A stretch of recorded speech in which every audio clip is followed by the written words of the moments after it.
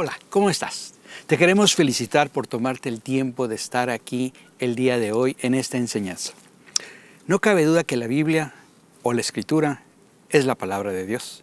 Bien dijo Jesús, no vive el hombre solo de pan, sino de toda palabra que sale de la boca de Dios.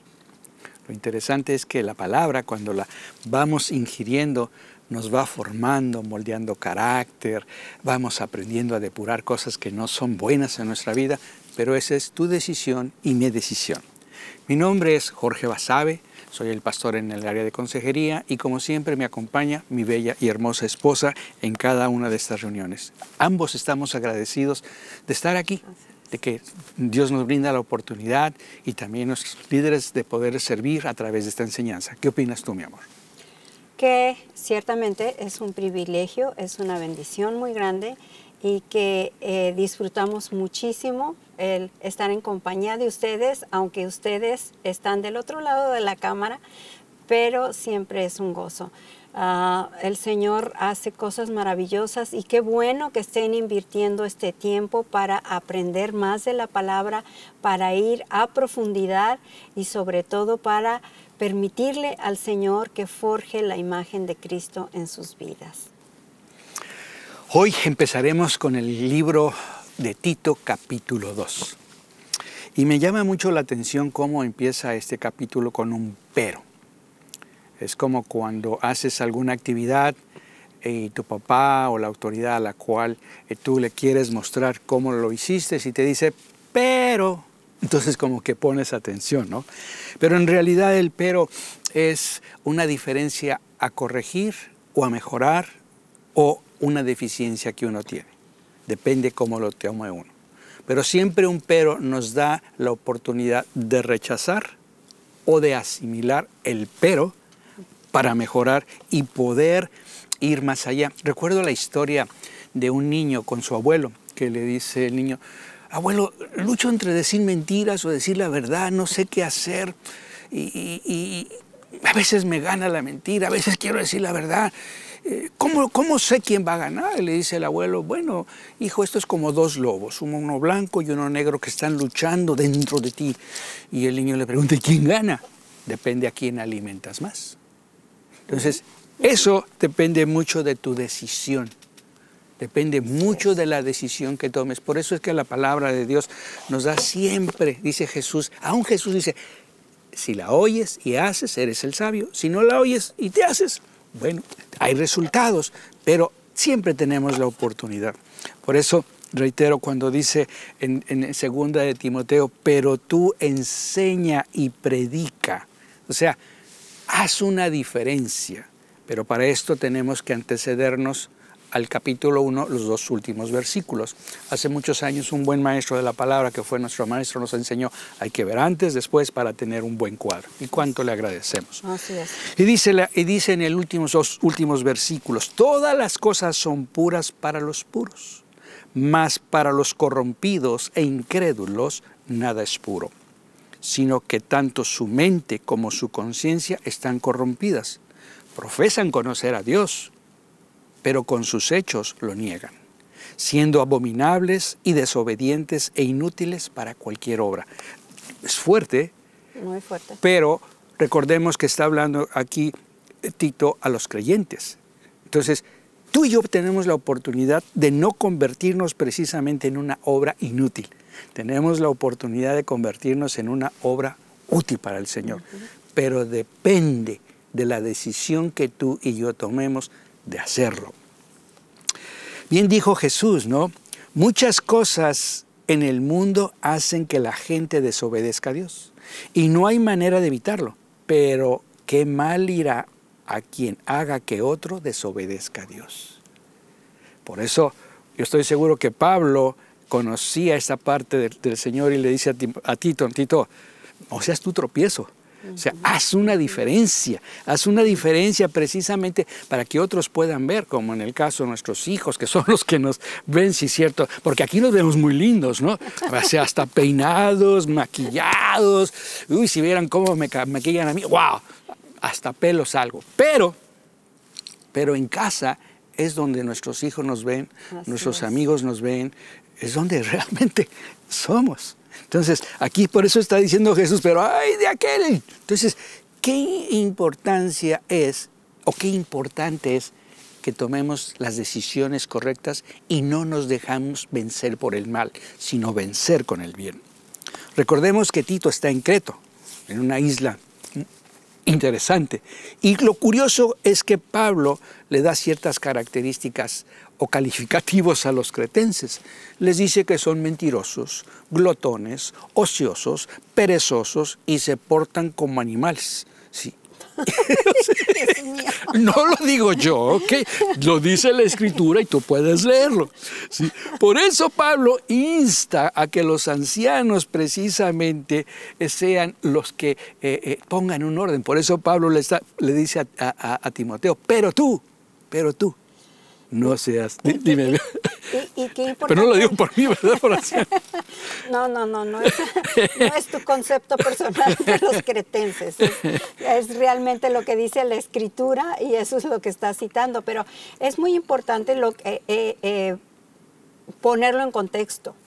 Porque entonces el hecho de que está hablando de gente de este tipo, tendría entonces Pablo que hacer ese ánimo a Tito para que tanto él como la gente que cree en Jesucristo marquen una diferencia dentro de esa sociedad, de manera que Jesucristo sea visto a través de la vida que ellos llevan y que entonces brille realmente Jesús a través de los cristianos en ese lugar, en una contraposición con la manera de vivir del pueblo cretense.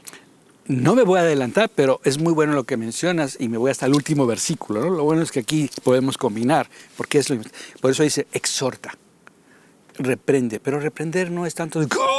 No. Es un corregir con dulzura, con una exhortación. Hay esta opción de hacer lo bueno y hay esta opción de hacer lo malo. Tú toma la decisión, porque a veces venimos de una cultura donde reprendemos. Sí, pero eso no está implicando que me estás amando. Tal vez no lo estoy viendo, pero cuando percibo el amor y percibo la exhortación y percibo la corrección hacia donde tengo que ir, te apuesto que yo voy para allá. Por eso me encanta lo que estás diciendo, porque es una verdad. Por eso es cuando dice, pero tú, ¿verdad? Tú enseña, tú predica. Y lo curioso es que empieza primero con los ancianos. ¿Tú te has preguntado por qué empezó primero con los ancianos? Pues no me he detenido honestamente mucho a pensarlo, pero puedo imaginar que ancianos, y aquí hay dos tipos de ancianos, los que son considerados ancianos en la iglesia, pero también a la vez los que ya tienen la edad suficiente para calificar en esa categoría. Y porque si estamos hablando, y lo que Pablo está hablando mucho en este capítulo es precisamente de dar ejemplo, es porque ellos deben de ser los primeros en establecer, digamos que el patrón de lo que debe reflejar la vida de una persona que realmente ha nacido de nuevo y que camina con el Señor. Sí, porque en el caso de nosotros somos teenagers o adolescentes, inspiramos a otros o decepcionamos a otros. O sea, en el caso de nuestros hijos o las generaciones jóvenes. Por eso es que está diciendo, empieza con los ancianos, se dirige a los ancianos, pero le dice, enseña con autoridad y seriedad. Como diríamos en mi querido México, no echando relajo. O sea, no somos cuates, no en el sentido de hacer la diferencia, sino que esto es serio, esto es importante. Y curiosamente empieza con los ancianos y les dice, sean sobrios. Sí. Entonces, si partimos de la base de cómo eran, lo que mencioné, los cretenses, glotones, pues quiere decir que le entraban a la bebida, ¿verdad? O sea, que sean sobrios, que no estén, en otras palabras, que no estén viviendo una vida de crudos o de borrachera.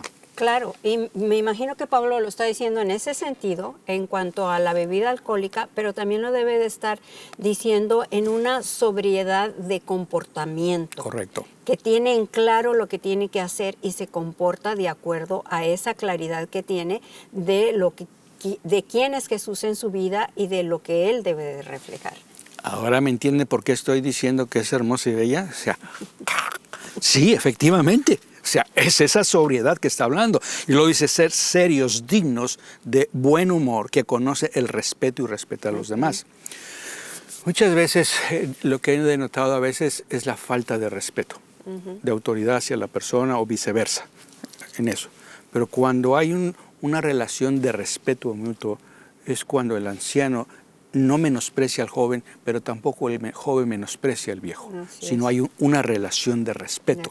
Y es cuando entran a ser prudentes, por eso dice que sean prudentes, que sean personas que no son impulsivas. A mí me ha tocado situaciones con algunas personas mayor que yo que son muy impulsivas, son muy imprudentes, ¿no? Y piensan que por el ser anciano les da el derecho, pero yo no te he dado ese derecho. Ese respeto se gana, porque claro, el respeto se gana. Y bueno, quiero decir ahí algo. Una persona prudente es alguien que entiende las cosas desde el punto de vista de Dios. Y es muy curioso porque a través de este capítulo, Pablo menciona 5 veces la palabra prudente. Correcto. Y la asocia no nada más a los ancianos, sino también a todos. A los ancianos, a las ancianas, a los jóvenes, en fin. Pero sigamos. No. O sea, esa prudencia. Y es algo que yo, curiosamente, en mis últimos años he estado asimilando, entendiendo, ser prudente, esperar, en el caso con nuestros hijos, que son los mileniales, prudente, o sea, escuchar, no ser agresivo, sino obtener ese respeto, quiero hacer énfasis en eso, porque muchas veces la cultura se presta a que porque uno es más grande uno tiene el derecho. No, el derecho se gana. Y eso es algo muy importante. Y por eso dice, en el amor, que es íntegros en la fe, sanos en la fe. La importancia de conocer la palabra, la importancia de caminar conforme ella, como lo vimos al principio, no devuelvas mal por mal, sino bien por mal. Eso ahí es ser prudente, es caminar en fe. Pacientes, perseverantes. En pocas palabras le está diciendo a los ancianos, sé sobrio, sé digno de respeto, sé prudente, íntegro en la fe, sano en la fe, en el amor, en la paciencia o perseverante. O sea, que tú y yo lleguemos a los 90 o los 100 años, pero que dejamos una marca como ancianos que inspiran a las generaciones venideras en vez de ser tropiezo para ellos. Y bueno, viene la siguiente etapa, las ancianas. Yo sé que tú no lo eres, mi amor. No, pues sí, ya. Ya llegué a esa etapa y está bien. Hay que abrazar cada etapa de la vida, aunque venga con arrugas y kilos de más, ¿qué le vamos a hacer? Pero más importante que las canas, las arrugas y todo eso, los kilos de más, es lo que una mujer anciana, porque aquí sí está hablando ya de una mujer de edad, puede enseñar y el legado que puede dejar.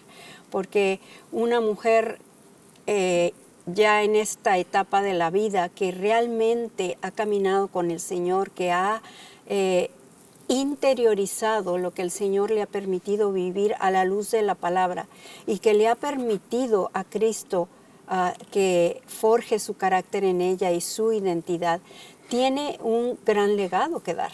Y entonces hay una responsabilidad para nosotras con respecto hacia las mujeres más jóvenes. ¿Por qué? Porque las mujeres más jóvenes pueden vernos y aspirar a ser, al llegar ellas a esta edad, un ejemplo. Si lo somos, podemos ser un buen ejemplo o podemos ser un mal testimonio y entonces no van a querer parecerse en lo más mínimo a nosotras y eso sería para mí una tragedia. Vamos hablando de lo que le menciona Pablo a Tito respecto a las ancianas. La versión Reina Valera lo pone de esta manera: las ancianas a sí mismos sean reverentes en su porte, no calumniadoras, no esclavas del vino, maestras del bien. Ok. Esas son las características de una mujer, una anciana. Reverente. Debe portarse de una manera respetuosa y reverente. De manera que se merezca el respeto, que se merezca. Tú dijiste, eso se gana, claro, porque si mi conducta no es digna de respeto, no puedo esperar que me respeten. No calumniadoras. Chicas de ayer, chicas de hoy, luego se nos conoce porque podemos ser muy comunicativas, por no decir chismosas. Entonces, no lo dije yo. Yo lo puedo decir, soy mujer. Y en realidad, incluso yo me he topado con personas que en las reuniones de oración, cuando alguien hace peticiones de oración demasiado específicas, oh, mi Dios. Bueno, algunas mujeres, y te diste cuenta de lo que la hermana pidió que estuvieran orando, parece ser que hay problemas. Ok. Pero vamos a orar en el nombre Pero de vamos Jesús. a orar, exactamente. No debemos, y luego sacamos conclusiones y además añadimos. Y no debemos ser calumniadoras ni chismosas, no esclavas del vino.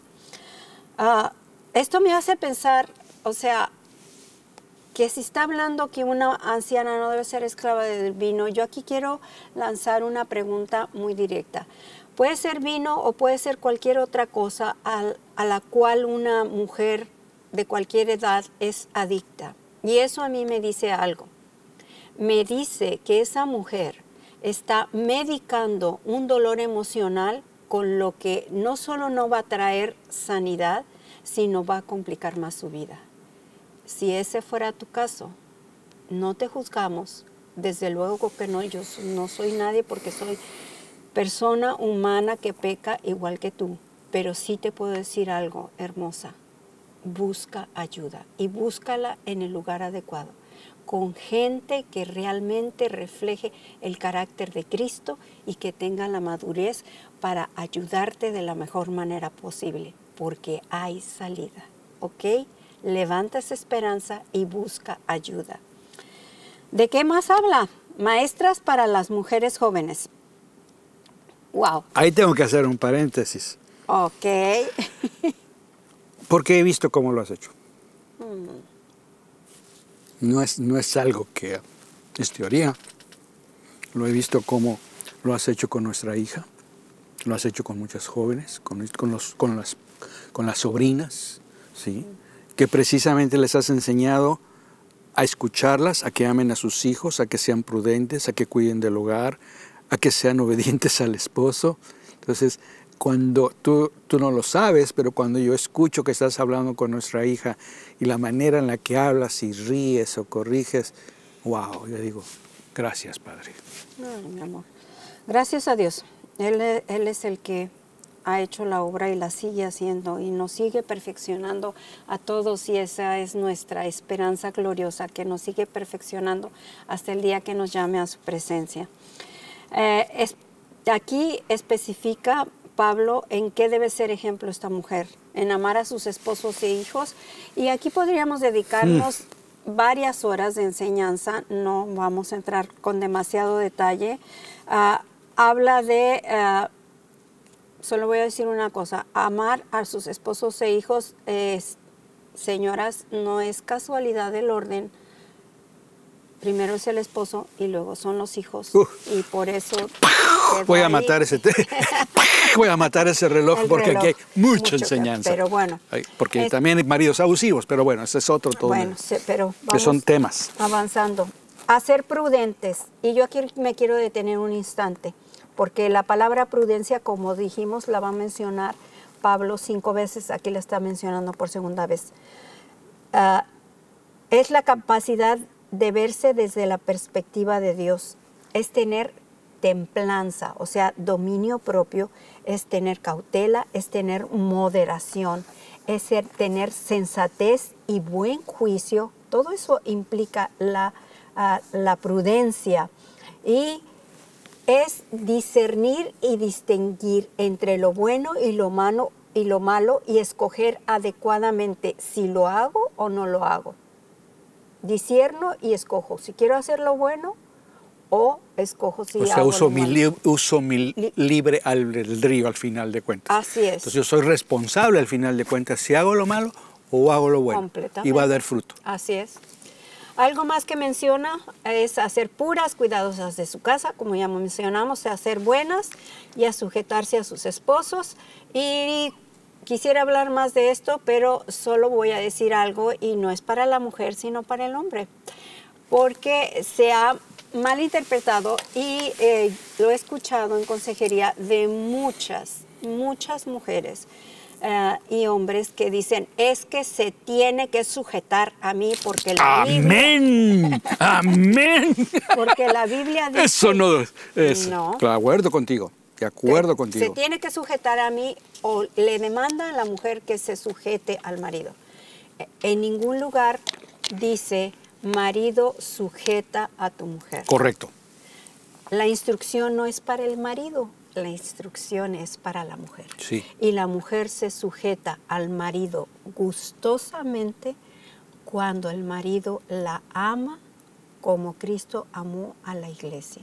Entonces, esto es un resultado que se da con naturalidad y con todo, de todo corazón, cuando la esposa es amada, respetada y tratada con dignidad.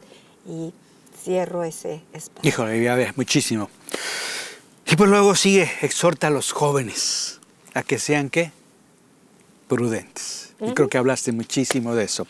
Y luego a los esclavos o a los asalariados, en nuestro caso. Claro. ¿Verdad? Obedezcan a sus amos en todo. Es que ¿cómo escucho esto? Estoy orando por un trabajo, encontré el trabajo. Ay, pero el jefe viene enojón.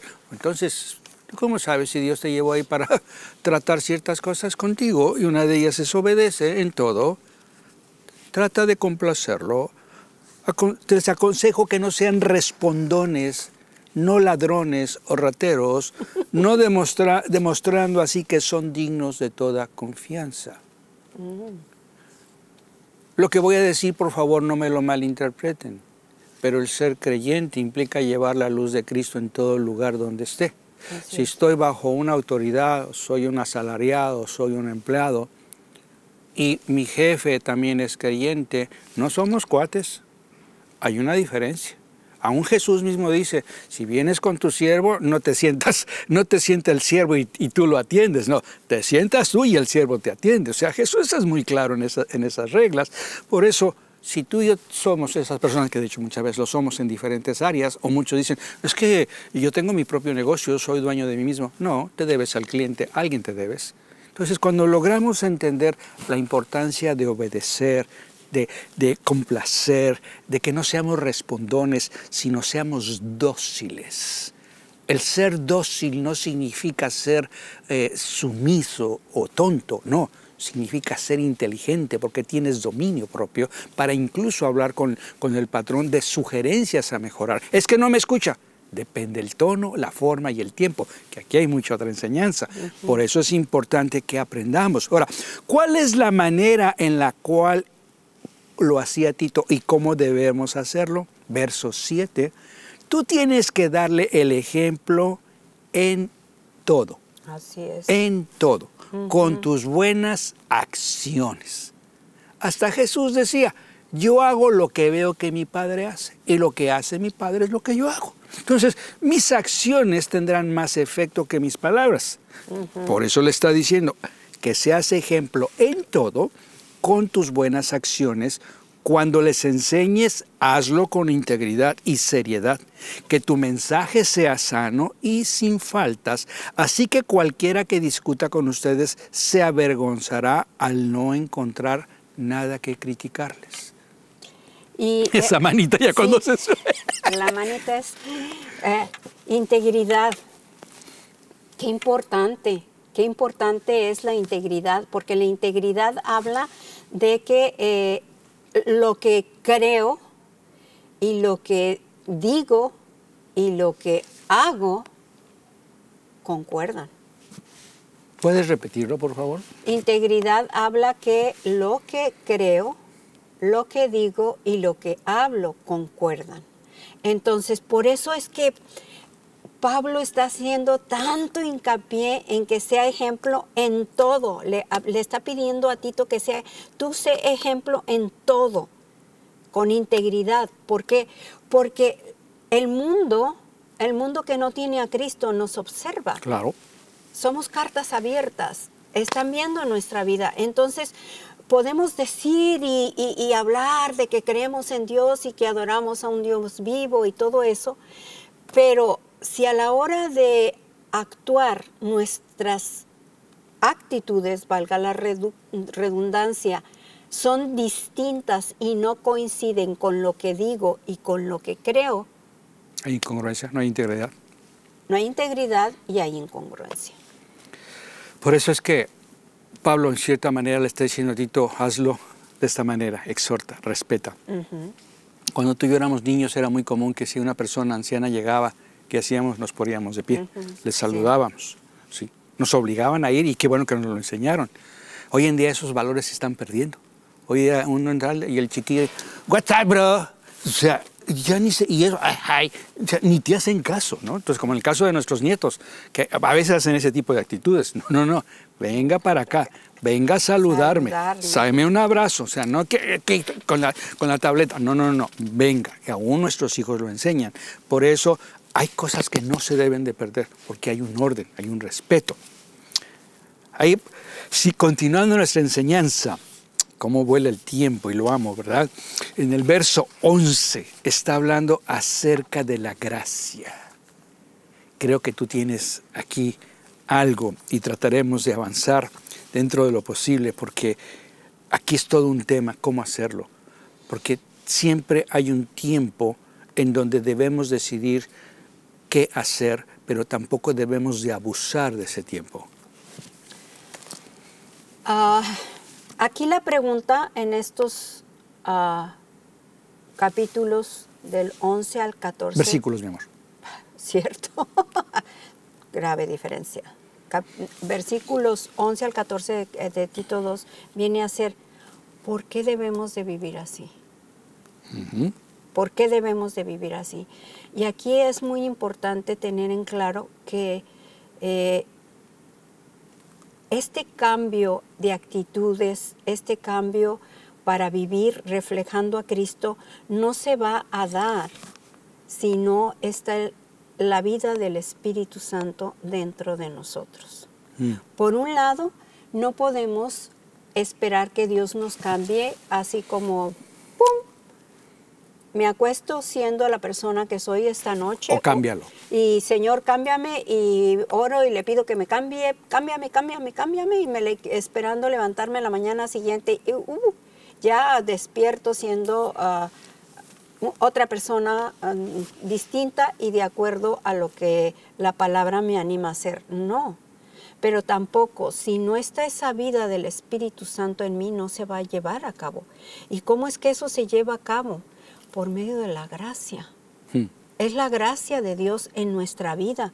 Ese es el motivo por el cual debemos de esforzarnos. Es una combinación, es la gracia de Dios en mi vida, pero es también mi deseo de reflejar a Cristo y de mostrar esa integridad y esa congruencia en mi vida. La gracia de Dios, la gracia que fue derramada, porque por gracia, dice la Escritura, que fuimos hechos salvos por medio de la fe. Es por gracia. Y bueno. O sea, me estás hablando que, por ejemplo, en el verso 12 que dice, vivamos en este mundo sobria, justa y piadosamente. Esa es mi decisión. Ese es un estilo de vida, o la vida misma en Cristo, que yo decido vivir o rechazo vivir. ¿Estoy de acuerdo? Así es, así es. Y podemos pensar en los resultados de la gracia de Dios. Y lo está mencionando ahí mismo en el 12, hablando de que viene desde el 11 y 12, 13 y 14, está hablando de esa porción de los resultados de la gracia. Los resultados de la gracia son glorificación. Verso 13, aguardando la esperanza bienaventurada y la manifestación gloriosa de nuestro Dios y Salvador Jesucristo. Redención, quien se dio a sí mismo por nosotros para redimirnos de esta iniquidad. Y no solo eso, sino para purificar para sí un pueblo propio, celoso de buenas obras. Y esos son los resultados de la gracia. Pero también está el fruto de la gracia. Por eso es que el libre albedrío que Dios nos ha dado, usémoslo para hacer su voluntad y comprobar que sus palabras son verdad. Pero esa es una decisión que tú tienes que tomar de acuerdo a tu preferencia interior. ¿Qué quiero decir? Si tu preferencia interior es hacia lo opuesto, a como lo mencionan los cretenses, glotones, borrachos, etc., tú te vas a ir para allá. Pero si tú y yo tenemos ese libre albedrío, ¿por qué no intentar comprobar que lo que está diciendo Jesús en su palabra es verdad o es falsedad?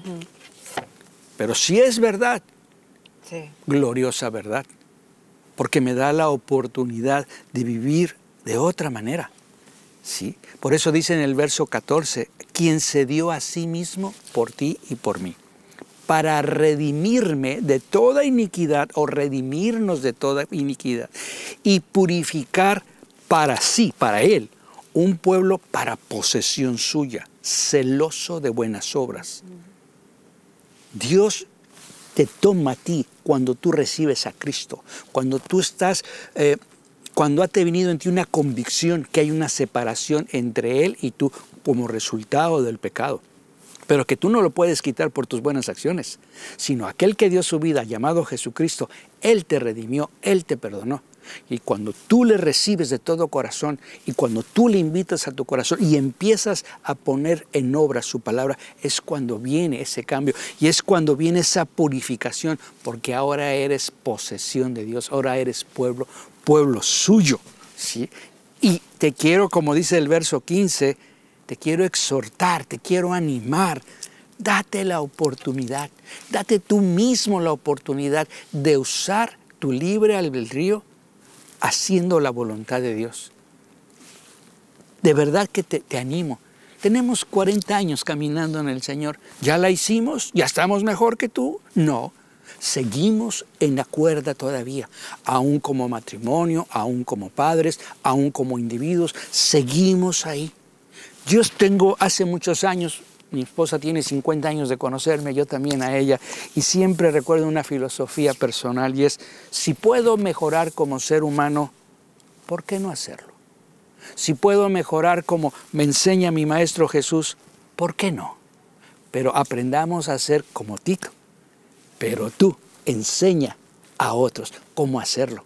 No para que los juzguemos a los que están afuera, ¿sí? Ellos son los... No, es para que vean que tú y yo hacemos una diferencia y ellos quieran ser parte del pueblo de Dios y no rechazar. ¿Me logro explicar? Claro, claro. Y aquí yo sé que nos quedan pocos minutos, pero siento que es muy importante porque si la gracia de Dios no se ha visto a través de mi vida, pudiera ser porque es que realmente hay vida, la vida de Cristo está en mí. A lo mejor tengo mucho tiempo de estar asistiendo a una iglesia, ya sea virtualmente o en persona. A lo mejor nunca he tomado conciencia de lo que significa pedirle a Jesús eso, que sea realmente el Señor de mi vida. Y hablaste un poquito en cuanto a los esclavos, que ahora, claro, son empleados, pero en ese tiempo había ese concepto muy claro de lo que era ser el esclavo. Y sin Cristo somos esclavos para el pecado. Necesitamos a Cristo. Si tú te preguntas, es que yo no he podido cambiar, y tal vez no has tomado conciencia, aprovecha. Este es el momento. Es sencillo. Simplemente dile, perdóname, Señor. Me arrepiento de mis pecados. Quiero tener una vida contigo. Estoy dispuesto a darle la espalda a eso. Creo que Jesús murió en la cruz por mí. Y te doy gracias porque hoy puedo recibirte y empezar a caminar en esta vida y poder ser ejemplo y la luz de Jesús en donde quiera que yo ¿Podrías vaya. orar por ellos, mi amor? Claro que sí. Si tú estás en ese punto, no queremos cerrar este estudio sin que tengas esa oportunidad. Y por favor repite después de mí. Señor Jesús, aquí estoy delante de ti. Reconozco que he oído de ti, que tal vez estoy como Job, de oídas te había oído, pero en esta hora mis ojos te ven. Reconozco que mi pecado me ha separado de ti, pero quiero que vengas a mi vida, que me limpies y que me des esa vida eterna con esa certeza de que podré pasar la eternidad a tu lado. Te lo pido en el nombre de Jesús. Amén. Gracias por haber estado en esta enseñanza. Te animamos a que continúes estudiando, que tú mismo escudriñes la Escritura, que tú mismo te des la oportunidad de vivir esa vida de la cual Cristo dice que la tenemos. No solo para ti, sino para ti y tu descendencia, para dejar un legado. Ciertamente cuando vemos las noticias todo parece negro, pero aquí siempre hay buenas nuevas. Aquí siempre hay restauración. En Cristo hay esperanza. Dice que todo aquel que en Él cree es posible. Así que te animamos, sé perseverante y te vemos pronto en la próxima enseñanza. Que Dios te bendiga.